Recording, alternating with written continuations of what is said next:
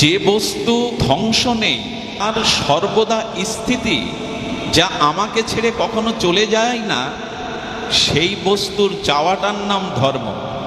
আত্মাকে চাওয়া, ঈশ্বরকে চাওয়া আর এই প্রকৃতিকে জয় করা, এই চাওয়াই হলো জীবনের লক্ষ্য হওয়া উচিত। বাড়ি গাড়ি বৃত্ত বৈভব, এই পৃথিবীতে রূপ যৌবন যা কিছু, তার অস্তিত্ব সৃষ্টি হয়েছে, লয় হবে। মানুষের জীবনের ধর্ম এইটুকু এনে দেয়, তোমাকে চাইতে হবে কি। দেখুন, ধর্ম জানিয়ে দেয় সংসারের সুখ সুখ নয়, এটা দুঃখ মেশানো। ধর্ম জানিয়ে দেয় স্ত্রী পুত্র সংসার বৃত্ত বৈভব রূপ যৌবন এগুলি সুখের নয়, এগুলি ভোগের দ্বারা ক্লান্তি আসবে, ভোগের দ্বারা দুঃখ পেতে হবে। এই তত্ত্বটা যথাযথ রূপে জেনে বিবেকের দ্বারা এই অনিত্য সুখকে পরিত্যাগ করার নামই হলো ধর্ম। তা কি হয়? ভগবানকে চাওয়া, আত্মাকে চাওয়া, প্রকৃতিকে চাওয়া, এই চাওয়াটার বিনাশ নেই, এর ধ্বংস নেই। যা চাইলে হারাতে হয়, যা পেলে হারাতে হয়, যা আমার বলে দাবি করলে একদিন সত্য বিনষ্ট হয়, সেই জিনিসটাকে না চেয়ে চিরন্তনকে চাওয়াটাই হলো ধর্ম। আমরা তা চাইছি না। সংসারে সুখ নাই কে না জানে, স্ত্রী পুত্র চিরদিনের নয় কে না জানে। এই আপাত সুখময় মনে হলেও যা তোমাকে দুঃখ দেবে, এটি তত্ত্ব জানা আর জেনে বিবেকের দ্বারা বিচারের দ্বারা এই সুখ না চাওয়ার নামই হলো ত্যাগ বা বৈরাগ্য। আমরা কি চাইছি? অনাদি সুখ চাইছি না, সাংসারিক বৃত্ত বৈভব মান সম্মান এগুলিই চাইছি। তাই তো ডাক্তার মাস্টার ইঞ্জিনিয়ার হতে চাইছি, কিন্তু জীবনের চরম লক্ষ্যকে পৌঁছাতে পারছি না। এই বিবেক বা বিচার জানিয়ে দেবে কোনটা গ্রহণ করবে, কোনটা ত্যাগ করবে।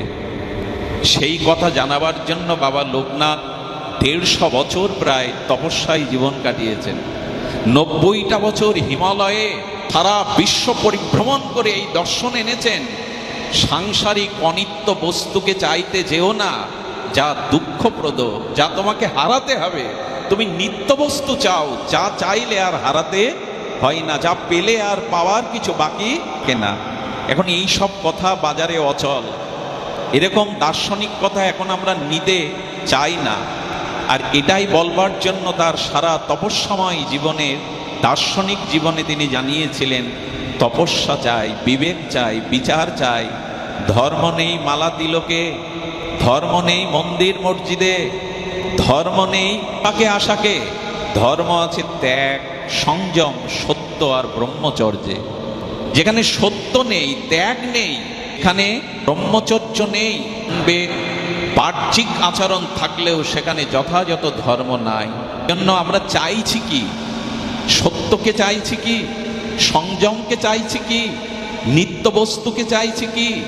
যা পেলে আর হারাতে হয় না, যা লাভ করলে জীবনের সব সমস্যার সমাধান হয়।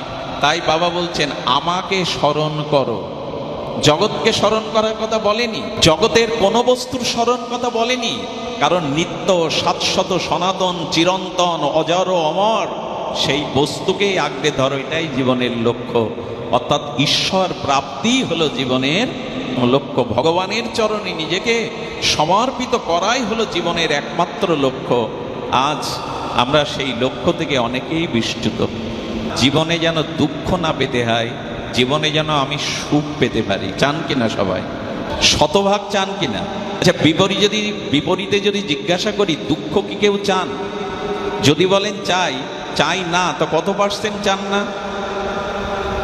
উত্তর আসবে মনের থেকে, শতভাগ দুঃখ আমি চাই না। আর বিপরীতে আসবে, শতভাগ সুখ আমি জীবনে। এটা অন্তত তো আমাদের চাওয়া বা লক্ষ্য।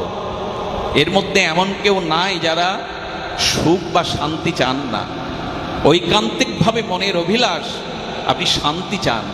তো এটাই যদি জীবনের লক্ষ্য হয়, শান্তি পাওয়া, দুঃখকে দূর করা, সেই তত্ত্ব কি, পথকে আমরা গ্রহণ করেছি?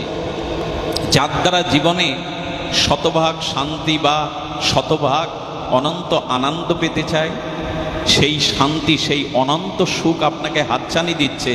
এটা পাওয়াই জীবনের লক্ষ্য। ডাক্তার মাস্টার ইঞ্জিনিয়ার হতে পারেন, কিন্তু এটা জীবনের লক্ষ্য নয়। যদি তাই হতো তাহলে ওদের দুঃখ থাকতো না। ডাক্তার হলেই জীবনের লক্ষ্য পূর্ণ যদি হতো, পাইলট হলেই যদি পূর্ণ হতো, তাদের জীবনে দুঃখ বলে কিছু থাকতো না।